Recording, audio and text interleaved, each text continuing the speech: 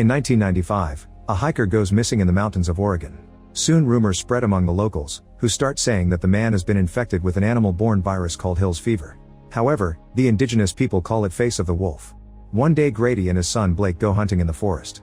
Blake keeps getting distracted by things like the mushrooms and the birds, so Grady scolds him and reminds him paying attention is important to survive. At that moment Blake notices something nearby and Grady confirms it's a deer.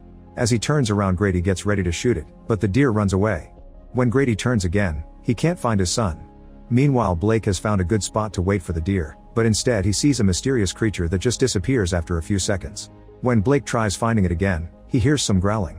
Terrified, Blake begins walking backward as he hears the growling getting louder. Suddenly Blake is startled by a figure, but it's Grady scolding him for not following orders.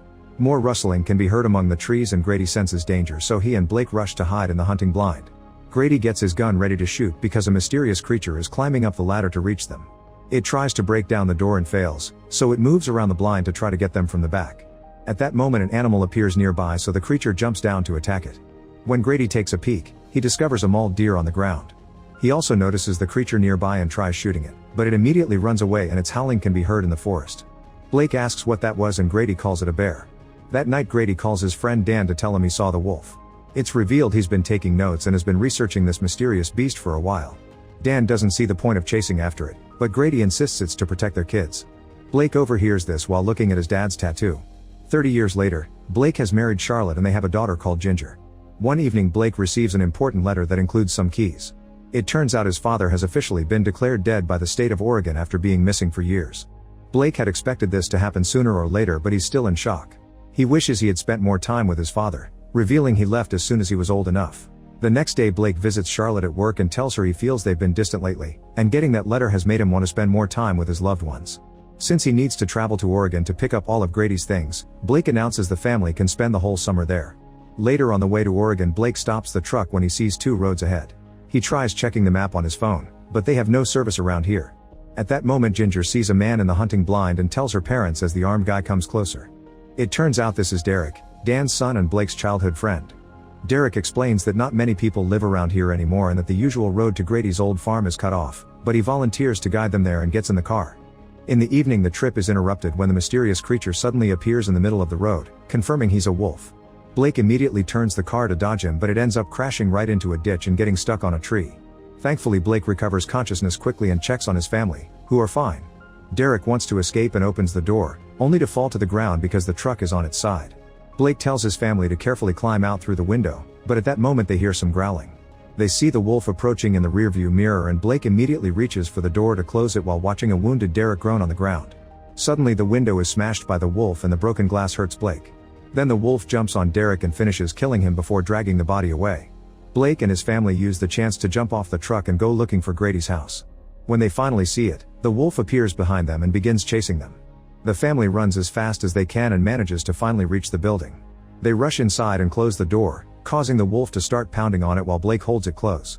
After a few minutes of non-stop pounding, the creature gives up and leaves. Afterward Blake grabs a flashlight and goes into the basement to turn on the generator. Now the house and the farm buildings can have light. Ginger wants to go home, but Blake explains it's dangerous during the night so they'll have to wait until morning. He also apologizes for not protecting her and they share a bonding moment. Charlotte wonders what kind of thing was on the road and Blake says he saw an animal standing on 2 feet like a person. Then Blake pushes a cupboard against the door to keep it blocked before grabbing his father's old radio to try to get help, but nobody responds. At that moment he notices a strange smell and follows it into another room, where he's surprised to find lots of meat and jerky. He gives it a try only for his jaw to start hurting, so he assumes he hit his face on the wheel during the crash. Suddenly one of his teeth breaks and falls out of his mouth, so a worried Charlotte forces Blake to sit to check his injuries. There's a deep cut on his arm and she proceeds to clean it while Blake theorizes he must have been injured by the broken window. However, Charlotte says it doesn't look like a glass cut. She bandages the arm before going to the radio to keep trying.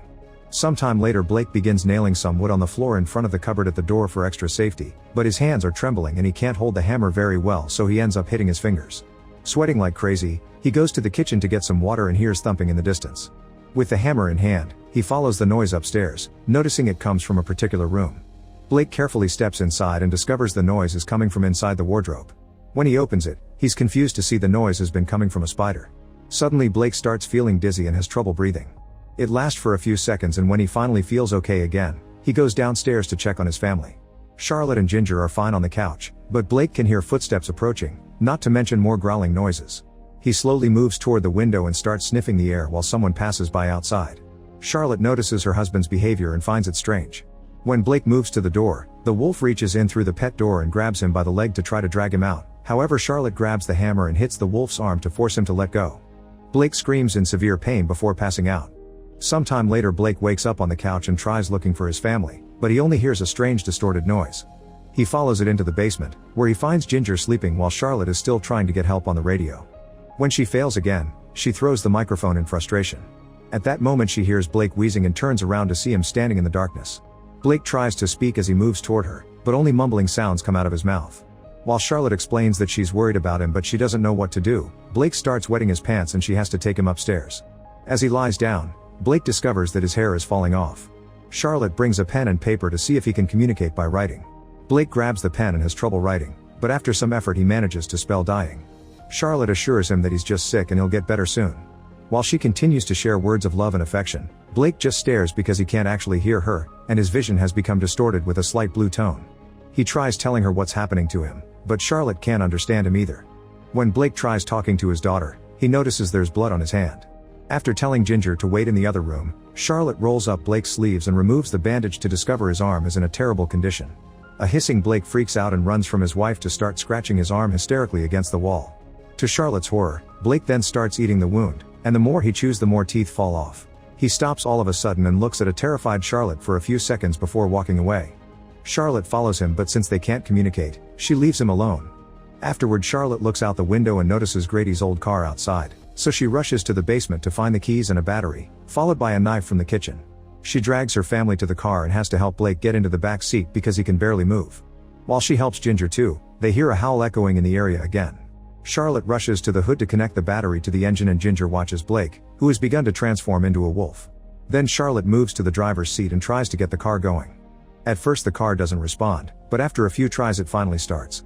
Charlotte disconnects the battery before going back to the wheel, but when they're about to leave, the wolf appears on the car hood. It smashes the window and breaks the gear level, so Charlotte starts attacking it with the knife. It distracts the beast long enough for the family to leave the car and run away. The wolf is coming after them, but they manage to climb to the top of the greenhouse and Blake removes the ladder so the beast can't follow them. Refusing to give up, the wolf enters the greenhouse and simply waits. Soon the tent can't hold the weight of 3 people anymore and the pins start coming off. At the same time, the wolf begins to jump to slash the ceiling, creating many holes. A terrified Ginger tries to move toward her mother, only to fall into a hole. Her parents grab her just in time and manage to pull her out right before the wolf can hurt her. Blake uses some growling and points at the house to tell his family to go back, then he jumps off the greenhouse and starts running into the forest. Since the wolf goes after him, Charlotte and Ginger rush back inside. Hearing all the growling and the howling, Ginger yells at her mother for abandoning her father and Charlotte has to explain Blake was trying to protect her. At that moment they hear growling outside, so Charlotte looks out the window to confirm it's Blake before opening the door. He comes inside and lies down on the living room floor as his body continues to transform into something monstrous. Ginger comes closer and at first she's startled by his snarling, but she tries again and gently touches his forehead. She tells him she loves him, however Blake can't understand her. His vision has become even more blue and distorted. Suddenly Blake bends over and starts throwing up lots of blood while his nails fall from his fingers. Ginger screams in horror and Charlotte drags her away while Blake is shocked to find a human finger in his puke. Then he snarls and jumps over the table to reach his family, growling at Charlotte who refuses to flinch. Looking at his wife right in the eye allows Blake to calm down and he tries to leave the house, but as soon as he opens the door he's tackled down by the wolf. As they struggle on the ground, the beast bites Blake and starts beating him up. After a few hits, the wolf begins throwing Blake against the walls and furniture. Charlotte runs in to stab the creature in the back with a knife, causing him to start chasing after her and Ginger. He reveals he's missing a finger, explaining the one Blake spat earlier. While Charlotte hides her daughter in another room, Blake blocks the wolf's way to start fighting him again. There's more biting and punching until Blake is knocked out.